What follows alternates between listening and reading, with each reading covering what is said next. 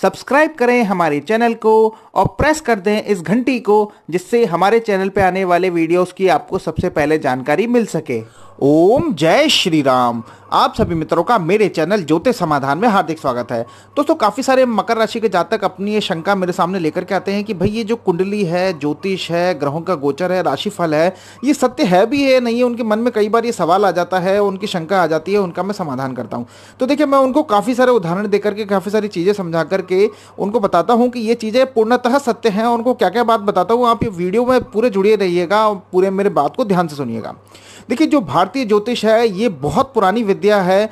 ये ऋषियों मुनियों की तपस्या का फल है और उन्होंने जो हमारे को ज्ञान दिया है उस ज्ञान की वजह से ही हम आपके बारे में जो भी आपकी समस्या है उसका पूरा कोशिश करते हैं कि उसका समाधान निकाल सकें।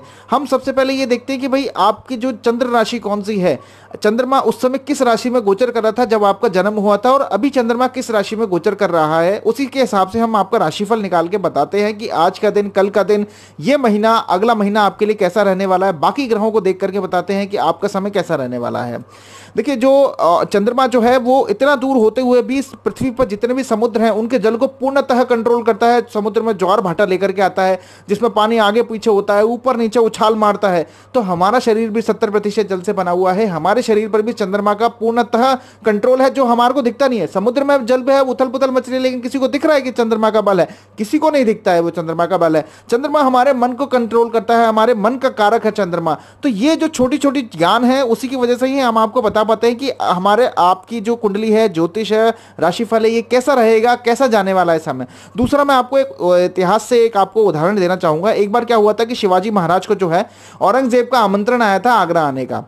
तो उस समय कुछ राजनीतिक परिस्थितियों की वजह से शिवाजी महाराज उस आमंत्रण को मना नहीं कर पाए और उनके मन में ये काफ़ी दुविधा थी कि भाई जाऊं या नहीं जाऊं, जाऊं या नहीं जाऊं, क्योंकि औरंगजेब कैसा था वो मुझे आपको बताने की ज़रूरत नहीं है। तो उन्होंने वहाँ के ज्योतिषियों को बुलाया। उन ज्योतिषियों ने उस राज्य की कुंडली देख करके, शिवाजी महाराज की कुंडली देख करके, उस समय की प्रश्न कुंडली देख करके ये बताया कि आप सुरक्षित जाएंगे, सुरक्षित ही वापस आ जाएंगे, आप जा सकते हैं, कोई समस्या नहीं आएगी।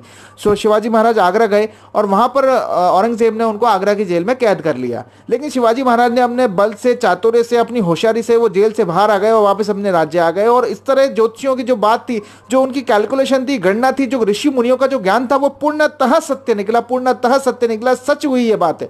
तो यही ऐसी छोटी छोटी बातें। अब देखिए, जैसे मान लीजिए अगर आपका कोई सामान चोरी हो जाता है तो वो आप ज्योतिषी के पास में जाएंगे तो आप उस समय, वो ज्योतिषी जो है उस समय की प्रश्न कुंडली देख करके, उस समय का ग्रहों का गोचर देख करके बता देंगे कि ये सामान आपको मिलेगा या नहीं मिलेगा, मिलेगा तो कब मिलेगा, और ये सामान किसने चुराया। ये बहुत अच्छा ज्ञान है। सही, कोई भी आपकी चीज खो जाए, कोई आपके घर में चोरी हो जाए, आप पहले अपना पूरा अच्छे से काम कर लीजिए, पुलिस में रिपोर्ट कर लीजिए, जहां ढूंढना चाहते हैं वहां ढूंढ लीजिए। ये सब करने के बाद में जब आपको समय मिले और आपके पास में और कुछ करने को ना हो तो आप ज्योतिषी के पास जाइए, उस समय पूछिए कि मेरा ये सामान चोरी हो गया है। वो उस समय की कुंडली देख करके आपको बता देंगे। देखिए, ऐसा कहा जाता है जब भी आप ज्योतिषी के पास जाते हैं तो आपका भाग्योदय होता है। आप जो भी समस्या से जूझ रहे हैं उस समस्या से शीघ्र बाहर निकल आएंगे। आपको कुछ ना कुछ ऐसा मार्ग उनसे जरूर मिलेगा कि जो आपको उस समस्या से बाहर निकाल देगा। तो ये देखिए, ये बात एकदम पूर्णतः सत्य है, पूर्णतः सत्य है। इसमें इसके अलावा ये कुछ भी नहीं है।